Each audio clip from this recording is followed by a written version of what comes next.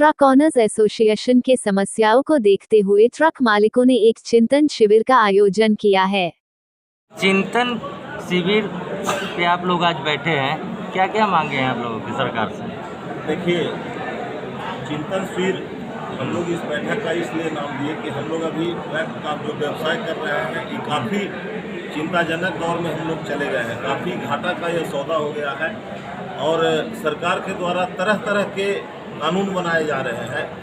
काला कानून जिसको हम कह सकते हैं, कभी वो फाइन की राशि को तिगुना बढ़ा रहे हैं। अभी जो मैंने प्राइमरी फाइन जो 10,000 रुपया था खनन में, खनन विभाग के द्वारा इसको 2 लाख रुपया किया गया है। और ये 2 लाख इसलिए किया गया है कि इनका जो एंट्री है, इसे जो एंट्री का राशि में बढ़ोतरी हो, इसलिए इन्होंने फाइन को बढ़ाया। इनको अंडरलोड चलवाना नहीं है। चूँकि हम लोगों ने हमारे एसोसिएशन के द्वारा हाईकोर्ट में केस किया गया इनको पर किए हम लोग को जानबूझकर ओवरलोड चलवाते हैं। इनकी एक घाट पर भी कांटा नहीं है, तो हाईकोर्ट ने इनको आदेश दिया कि आप हर एक घाट पर बालू का जो भी विक्रय केंद्र है वहाँ कांटा लगाए और कांटा से ही बालू दें, परंतु ये कांटा से बालू नहीं देते हैं। जिसकी मानसिकता खराब है, जो इनको पैसा देता है उसका गाड़ी 900, 10-10, 50 टन, 40 टन ओवर लेके जाता है। और जो अंडरलोड, जिनकी मानसिकता है कि हम सही चलें, उनको ये लोग शोषण करते हैं। वो क्या करते हैं कि बालू को नाप कर दोना से देते हैं, 2 टन 1 टन बढ़ जाता है और इसको 2.5 लाख रुपया फाइन कर रहे हैं, जिससे गाड़ी वालों में दहशत हो रहा है और मजबूर होकर लोग इन लोगों को एंट्री दे रहा है। इनके कई एक भ्रष्टाचार में लिप्त अधिकारी अभी हाल फिलहाल में हम लोगों को दबाव में कुछ कार्रवाई भी हुई है, परंतु उस कार्रवाई से हम लोग बहुत खुश नहीं है। 2-4 अधिकारियों पर कार्रवाई करने से कुछ नहीं होता है और ये अपनी नाकामी को छुपाने के लिए सारा दोष ट्रक ऑनरों पर मरते हैं, एसोसिएशन पर मरते हैं। ये देख लीजिए, बालू पार होने के लिए अभी जेपी सेतु नया पुल बना हुआ है, गांधी सेतु भी नई पुल बनी है, साल भर भी नहीं हुआ है। 6 लेन बिहटा में पुल बना है, कोइलवर, आपको भी पता होगा। ये उस पर परिचालन हम लोगों को 12 चक्का से ऊपर की गाड़ियों को गिट्टी बालू में बंद करा दिए, अपनी नाकामी को छुपाने के लिए। क्योंकि ये पुल भ्रष्टाचार युक्त जो पुल बनाते हैं, जिसमें इनके इंजीनियर अरबों खरबों रुपया कमा रहे हैं। आपको देखे होंगे हाल फिलहाल में हाजीपुर के एक इंजीनियर पथ निर्माण के विभाग के जो इंजीनियर हैं, उनके यहाँ से पुल निगम के इंजीनियर के यहाँ से 1.5 करोड़ रुपया नकद पकड़ाया है। कितना उनको वेतन है। तो सरकार के अधिकारी पूरे माल मलाई खा रहे हैं और सरकार भी उसमें मिला हुआ है। सरकार भी कम दोषी नहीं है, उसमें सरकार की भी हिस्सेदारी होती है। और पुल इनका टूटता है क्योंकि 2 नंबर सीमेंट लगाते हैं, 2 नंबर छड़ लगाते हैं, तब न अरबों रुपया इनके पास रहता है। और ये नाकामी को छुपाने के लिए हमारे 12 चक्का से ऊपर की गाड़ियों को बैंड कर दिए। एक काला कानून हम लोग झेल ही रहे हैं। सोच लीजिए कि 12 चक्का से ऊपर की सारी गाड़ियाँ 50-50 लाख की गाड़ियाँ हैं और 9 महीना से खड़ी है, हम उसको किस्त कहाँ से देंगे। कितना निरंकुश सरकार है जो हम लोगों को दर्द को नहीं समझ रहा। हम लोग मर रहे हैं। इसलिए हम लोग आत्मचिंतन बैठक किए हैं कि अब हम लोग क्या करें, कैसे इस सरकार से निजात पाया जाए, इनके कानून से निजात पाया जाए। अब देख लीजिए, कहना चाहते हैं सरकार से हम ये डिमांड करेंगे कि सभी भ्रष्टाचारियों पर कार्रवाई करें। और हम लोगों को चलने के लिए, जब हमारा चेचिस 1.5 इंची के लोहा पर होता है, ये आधा इंची के लोहा पर हमारा चेचिस टाटा तैयार करके देता है और उसी गाड़ी से हम लोग बालू ले जाते हैं, तो उसका 1.5 और 2-2 फीट ढलाया हुआ पुल कैसे टूट जाता है और हमारा चेचिस क्यों नहीं टूटता है।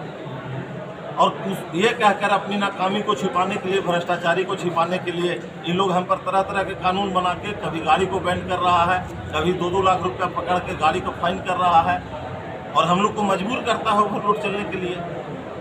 इस स्थिति में हम कैसे चलें, इसीलिए हम आत्मचिंतन बैठक हम लोग अपना ये है कि हम अभी से परिस्थिति से कैसे निजात पाए। परिचय धनंजय कुमार सिंह, पटना जिला ट्रक ऑनर्स एसोसिएशन अध्यक्ष। सबसे पहले तो हमें ये चिंतन शिविर क्या है सर, इसके बारे में बताएं, इसका उद्देश्य क्या है? सरकार ने हमारी चिंता बढ़ा दी, चिंता का माने नहीं उठाना जी। सरकार ने जो कानून, काला कानून लगातार पास करती जा रही है, उससे चिंता का विषय हमारे व्यापार के, ट्रक व्यापार के लिए चिंता बढ़ती ही जा रही है। हमारा व्यापार खत्म हो रहा है। अनर्गल कानून बना के अपने ऐब को, अपने दोष को छिपाने के लिए मेरे माथे पर ये समूचा दोष मेरे माथे पर चढ़ा जाए। उसी बात के लिए एक चिंतन शिविर का आयोजन किया गया है, जिसमें हम लोग इस बात पे विचार करें कि अगला कदम मेरा क्या है। जी 3 दिसंबर में परिवहन विभाग ने 6 चक्का से 12 चक्का का जाला काट के व्यापार करो, बालू गिट्टी डालो, और 14 से 22 चक्का को बालू गिट्टी नहीं लाना। जबकि प्रदेश के 80% गाड़ियाँ बालू गिट्टी में ही चलती है। यहाँ कोई कल कारखाना है न 2-3 गो सीमेंट फैक्ट्री है, उससे क्या होगा? तो सरकार ने अपनी कमी को छिपाते हुए सारा दोष हमारे माथे पर और कहती है वो ओवरलोड लाता है। कभी हम ओवरलोड नहीं लाते हैं। सरकार के पदाधिकारी हमें ओवरलोड लादने को विवश करते हैं। सरकार को अगर 3,000 करोड़ रुपया राजस्व मिलता है तो 3500 से 4,000 करोड़ रुपया नीचे से ऊपर तक पॉकेट में जाता है। इसका उदाहरण छपरा के DTO 50 लाख रुपया उनका नगद पकड़ाया, और अभी जगत परिवहन के भी कुछ पदाधिकारी पकड़ाए हैं। आर्थिक अपराध इकाई में जांच चल रहा है। तो साहब यहाँ तो ये लूट है, और लूट को मेरे माथे पर मढ़ा जा रहा है। स्थिति यही है सर। ये शिविर के द्वारा जो आप आंदोलन खड़ा किए हैं, जो कर रहे हैं सरकार के खिलाफ, अगर सरकार आपकी बातों को नहीं सुनती है इस चीज़ को, तो आप ये आंदोलन को कहाँ तक ले जाएगा सर? क्या अंतिम चरण तक ले जाए। अंतिम चरण आंदोलन का स्वरूप होगा ये। हम अपनी गाड़ियों को स्वतः बंद कर लेंगे, अपने घर पर सभी गाड़ियों को बंद कर लेंगे, एक भी गाड़ी हमारी नहीं चलेगी। यही रास्ता न होगा। अभी माइनिंग में जो नया कानून आया है, इनिशियल अगर आपका कागज आप अंडरलोड है, यहाँ में जाम लगता है। एक पुल है नॉर्थ बिहार जाने का, जाम लग गया, 5-5 दिन 7-7 दिन जाम लगा। आपका कागज फेल हो गया, तो इनिशियल फाइन 2 लाख रुपया। क्या ये संभव है?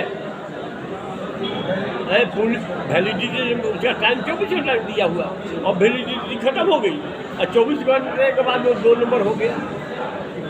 सरकार ने दाम कुछ तय किया, उसका तिगुना रेट पर हमें बालू मिलता है।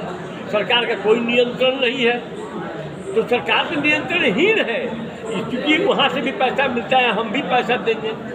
हमारी गाड़ी पकड़ी जाएगी तो माइनिंग और परिवहन के छोटे पदाधिकारी जिला स्तर के हैं, वो ऊपर तक देंगे पैसा। अच्छा, आपका आंदोलन जिला स्तर पे होगा या बिहार राज्य स्तर पे होगा? ये प्रदेश। लेकिन इससे पहले भी आप पिछले बार किए थे, लेकिन ऑनर लोग उतना आपको सपोर्ट किए नहीं। इससे पिछले बार भी आप कर चुके हैं। सरकार ने आश्वासन दिया था, तो इस बात के लिए जो हम लोग भी वजह सरकार की बात को मान लेनी चाहिए, लेकिन सरकार ठगती ही जा रही है लगातार। और पुलिस को अधिकार दे दिया, जो MV एक्ट में उसको कोई अधिकार नहीं है ट्रकों को चेक करने का, और बावजूद गैरकानूनी ढंग से उसको पुनः अधिकार दे दिया। तो तरह तरह का की व्यवस्था की जाती है। फाइनेंसर हमको रोड पर लूट रहा है, उसका आदमी रोड पर लूट रहा है, गाड़ियाँ लूटी जा रही है उसके नाम पर, और कोई कुछ करने वाला नहीं है। सरकार से क्या मांग करना चाहते हैं? सरकार से मांग करते हैं कि भाई हम सभी तरह की गाड़ियों को, सभी बालू गिट्टी में चलने का अधिकार होना चाहिए। लाखों गाड़ी खड़ी है, और सभी गाड़ी 5 लाख गाड़ी है, उसमें बुझिए 80% गाड़ियाँ खड़ी है, 10-20% गाड़ियाँ चल रही है। इससे ज़्यादा गाड़ी नहीं चलती। आप रोड पर देखिएगा, कहीं जाम नहीं लगेगा।